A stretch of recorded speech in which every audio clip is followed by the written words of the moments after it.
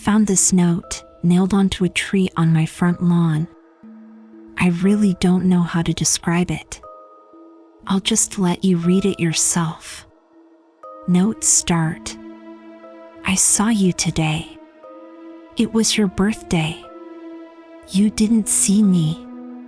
You hardly ever do these days. Your skin looked so nice and healthy, and your eyes, they were the most beautiful I'd ever seen them. You've grown so much. I remember how different you used to look when you were younger. I remember the day I first met you. It was 4 years ago. I was sitting at my desk, head down, listening to the teacher rattling off names for attendance. The teacher called out a name I didn't recognize, and a stranger's voice answered behind me. Was there a new student? The teacher didn't pause for a second, just continued calling out name after name. I turned my head to where the voice had come from. I saw you, a pale thing, so thin, your eyes so red, at a seat that should have been empty. I saw the fireflies flying around you, flickering. Dozens of them, never straying far from you. I saw them going through you, and coming out through your skin, like you were a mist to them. Can you believe I thought you were a ghost? No one else seemed to acknowledge the new stranger sitting at the back of the class. Class after class, hour after hour passed as I waited for something to happen. For someone to notice you, for you to leave, for you to let out a ghoulish scream and claw at me like in the horror story I was certain I was in. But nothing happened. Teachers came and went. My classmates laughed and slept, and you just sat there. The bell rang for recess. The other kids ran to their mundanities for the day, leaving me and you together in the empty classroom. You stood up and pulled a chair from the desk next to you, making it face your desk. You turned your head to me and spoke. Well, you're slow today. Come on. Ask me your questions. I don't know why I didn't run away screaming at that moment. Probably would have turned out better for me in the long run, but let's not speculate. I guess, at that point in my life, I was pretty bloody lonely. I figured there was only a 50-50 chance you'd eat me, and the other 50 was that someone wanted to talk with me. Kid priorities don't make sense to me either these days. So I went along with the flow. I walked over to your desk, sat down on the chair you pulled for me, and asked my question. What were you? You told me you didn't know. You said that once you were a child, just like me, with parents and friends. You used to go to the same schools as me. Then, one day, one ordinary day, when you were 10, you just woke up and you were like this, covered in fireflies, and no one could remember you the moment they concentrated on anything else. No one, not even your parents. You told me of how I'd notice you every day. How I'd think of you until recess every day. How I'd come to you every day. How we would talk every day. How we would meet for the first time every day for the last 3 years. About how I'd forget the instant I walked out of the room. How everyone would forget you. How the fireflies would make them. How for the last 3 years you'd been alone. Your story was very hard to believe. So I didn't. I asked what reality prank show I was on. You looked, well, unimpressed, and asked me to continue telling my story. I was caught off guard by the non sequitur. You said last time I was here, I was telling you a story, a horror story about a haunted house. As you detailed the story, goosebumps prickled my skin. It was a story I'd been making up in my head. A story I hadn't told anyone yet. At that moment, a million reactions were open to me, all simultaneously adequate and inadequate. But the only thing that seemed proper was to finish the story for you. So I did. Halfway through, you interrupted me to ask if my mother had recovered from her sickness yet. I had to shake my head, a bit ashamed at the fact that I shared this private matter to a stranger. The story ended a few minutes before recess. My next class was in another room. You told me to go. Your steadiness took me back. You seemed so accepting of your fate, like you'd already gotten used to the idea of being forgotten forever. I was a kid back then. I wasn't a particularly smart kid, and I was probably on the onset of a crush. So you can excuse what I did next as an example of my childhood stupidity. I grabbed my scissors, pressed it against my arm's skin, and dug in.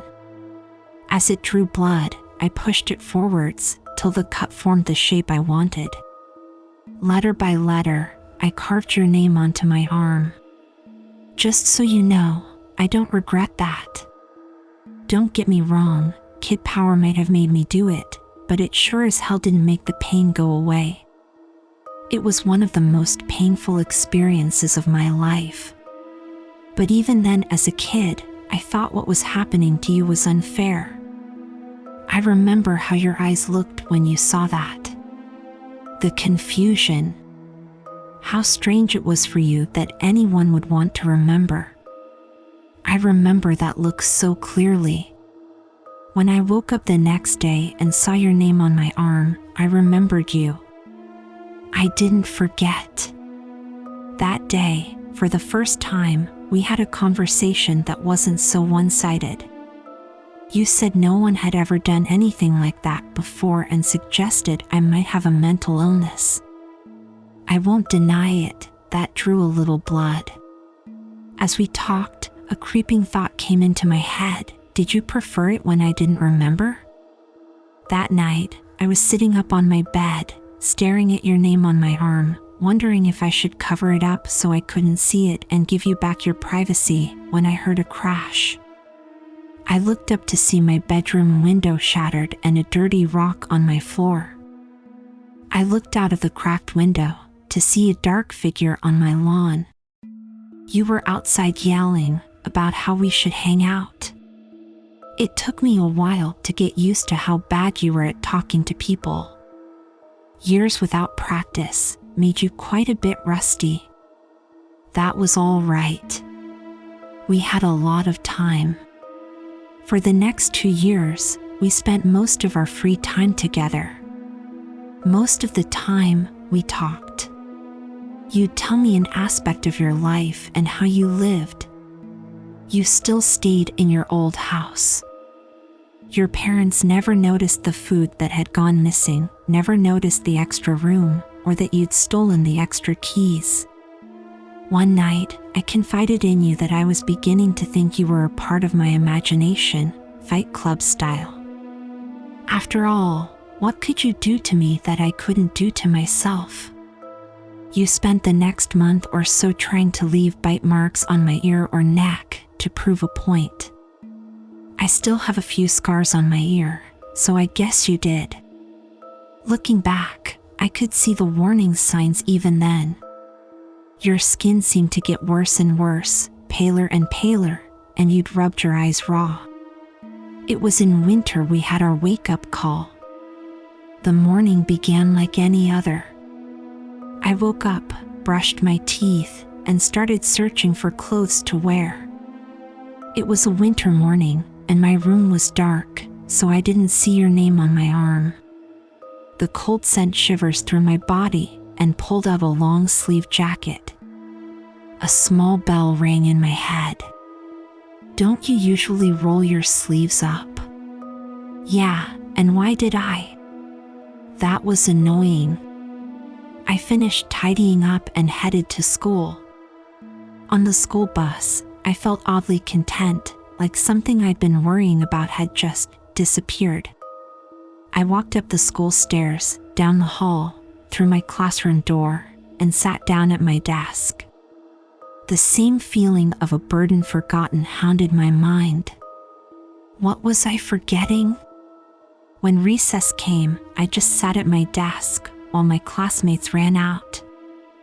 It felt like a ritual, but I didn't know what for. I was contemplating just walking out to join them when I heard it. It was something small in the wind, like a whisper, but it came over and over, incessant. It sounded like my name. I knew this was strange, that this was worth my attention, but I felt oddly calm. Everything would be all right, everything would be fine. Just ignore it. I sat there at my desk, my mind a war zone between two conflicting, contradictory voices, when I felt a force tugging on my sleeve. The moment I noticed this, my jacket sleeve tore open. I saw your name on my arm, and then your hand that had ripped my jacket open. You'd been yelling at me for over 20 minutes. I think that was the moment we realized how on edge our friendship really was. One accident away from complete erasure.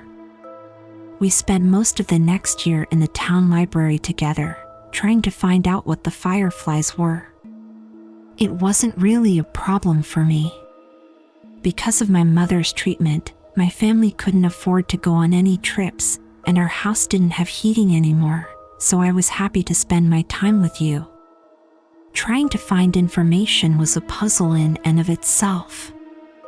After all, how would I read about people I couldn't remember, and how would you find out who was special when no one could even remember enough about them to record them? We found our old family trees and records. Individually, we'd write down the name of everyone in the book on 2 lists, and then we would compare. The names I hadn't remembered to write down, but you had, would become the focus. They were the names who were under the curse of the fireflies. We compiled a list of suspicious books. Books we thought could help us, because they were written by, or were about, the people we were searching for. I read the books, with the list of names side by side, reading it again for every page of the book. You scoured the internet on the library computers, on the lookout for articles about the people. Our search would lead us to the first glimpse we got of what was really happening to you. It was late at night when you found the picture. I was a bit drowsy at that time, and almost about to nod off when I heard a sharp intake of breath. I turned to see you standing up, pointing at the screen. I didn't see anything. Well, anything noteworthy. On the screen was a picture of a clearing somewhere in the woods. You held up your piece of paper where you'd marked out 2 names. Susie Appleby Reagan, 13. Terry Appleby Reagan, 12. Siblings. For a moment, I saw the paper and the screen side by side. Side by side. And then I saw them. 2 figures emerging from the woods towards the camera. They were almost humanoid, with the exception of their limbs, which stretched to nightmarish proportions. Their blank, white skin was that of a pure albino, and looked more like tree bark than anything you expected to find on a mammal. A cloud of fireflies surrounded the duo. The shorter one looked emaciated. I could see their rib cages, around which their eyes. God, their eyes. So small, so red. The taller one, with its white hair, didn't look alive anymore. They were little more than skin wrapped around a skeleton. Fireflies swarmed out of the pair's empty eye sockets. Both reached for the cameraman. I looked at the articles surrounding the picture. It was a blog posted by a hiker 20 years after the last mention of the 2 kids.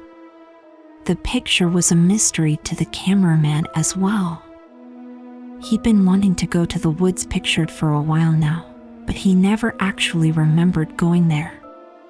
The picture had just appeared on his camera one day, out the blue. For a moment, I looked at your face. Your thin, pale face, with those red-veined eyes. Would that be you when my scar faded? Just a walking horror-eyed glimpse, then forget. We worked through our reading list at a much faster pace starting from that moment.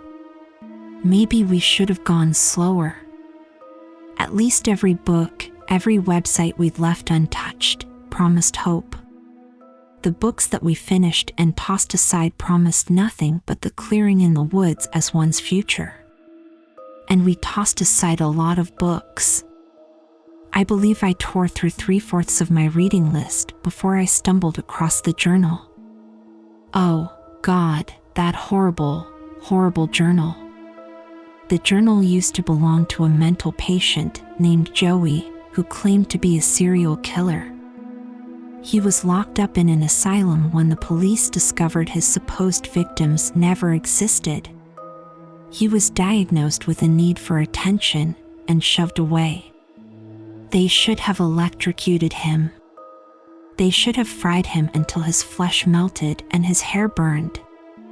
In the journal, he talked about how he carried out his killings. He knew things, bizarre and disturbing things no one else knew. He knew of strange creatures that lived in the woods. Of them, his favorites were the fireflies. I'm not going to tell you how he summoned these things. I trust you. I trust you more than anyone, but a thing like this belongs to the ground more than it ever will to the human mind. In the end, it's sufficient to know that these things were not fireflies. Joey would start his ritual by taking a kid. Any kid, anyone he pleased. He could take them at any time, in the dead of night from their own homes, or in broad daylight from their front yards. It didn't matter if he was seen. He'd take them to his house and drag them inside. Usually, an Amber Alert came up at that point. He didn't care. Like I said, it wouldn't matter soon. He dragged them to a special room in his house. Here the fireflies would come and latch onto them. Now, nobody was searching for the kids. Not the police, not the parents. Nobody. From then on, he could do whatever he wanted to the kid. He'd get bored of them after a day or two, after the child had broken. At that point, he disposed of them. Hacksaw, kitchen knife, anything would work. He detailed a large pit of bodies he kept in the woods, swarming with bugs. One day, I guess he got bored of that too, so he went right to the police station and turned himself in. Not on account of guilt, no. He just wanted someone to know about the stuff he was doing. Sick bastard. Oh, don't get the wrong idea. He never stopped killing kids. The asylum doors didn't stop him from doing what he liked. It just made him improvise. He made a new way. He modified the flies so they could survive without a host, just in a dormant state. When a child, he specified the age, would approach the swarm, it would latch on and begin its effect. Over the years, the child would warp horribly into the things we saw in the woods. I wish I could hate him in peace. I wish I could say the world owed him nothing. But that wouldn't be true. He detailed a way out. On the final page, there was an exact explanation on how to get rid of the fireflies. You must have seen something in my face because, at that moment, you asked if had I found anything. I said no and closed the book. A few minutes later, you shut down the computer. You picked up the last book and went through it yourself. When you reached the end cover, you tossed it aside. I asked what we should do now. You said it was all right. I could go home. We'd talk about it in the morning. I stood up and walked past the shelves of books. I headed for the library entrance, but stopped right outside the door and waited. I waited until I heard the sniffling sounds. I sneaked back to our table, where you were quietly sobbing. You had your head in your hands. I sat back down as you raised your eyes to me. You said you wished you'd never met me. How happy you were when you had nothing to lose. How I ruined your life. You'd never really gotten better at talking to people. That was the worst love confession I'd ever heard. I remember how we kissed that night. I remember your hands gripping my hair. I remember that kiss. I wish it could have been just a kiss. I'm sorry I ruined that moment. When my arms were around you, I was close enough to steal a firefly without you noticing. I remember holding the firefly in my hand. I remember how it struggled until it didn't. Until it was a part of me. The fireflies shifted. They came over to me and left you. I remember the familiar look in your eyes. The confusion. I never wanted to see that confusion in your eyes again. You deserved to be loved, and you deserved to know that. I wasn't really living anyway. You reached for me. I pulled away as the last lights of recognition faded from your eyes. And then you were just staring at a stranger, walking away into a crowd of strangers. That was a year ago. You've gotten so much better since then. You have so many friends now. So many people at your birthday party. You also look so much healthier. I haven't been as fortunate. My skin's gotten a lot paler, and my eyes hurt all the time now. I couldn't go to school like you did all those years. I haven't wasted my time though. I found Joey's pit. The bodies, there were so many bodies. There's a grave for those children now. Without me, my mom could afford her surgery. She looked so happy. Just yesterday, I saw her playing with my baby brother. I saw you crying yesterday. You were with your friends, laughing. For a brief moment, your eyes met mine, and then they were so wet. I think I'm going away. For good, I think. You're not going to be happy if I stick around. I'm so happy I met you, even if you don't remember me. Note end. Sometimes I go through depressive episodes. I feel so lonely, even with my friends. I don't know what's going through my head during these times, and sometimes I'd end up in a bathtub, a knife in my hands and my wrists bleeding. Until now, I thought I was cutting my wrists. I wasn't. The cuts, they're letters. I've been carving a name onto my arm.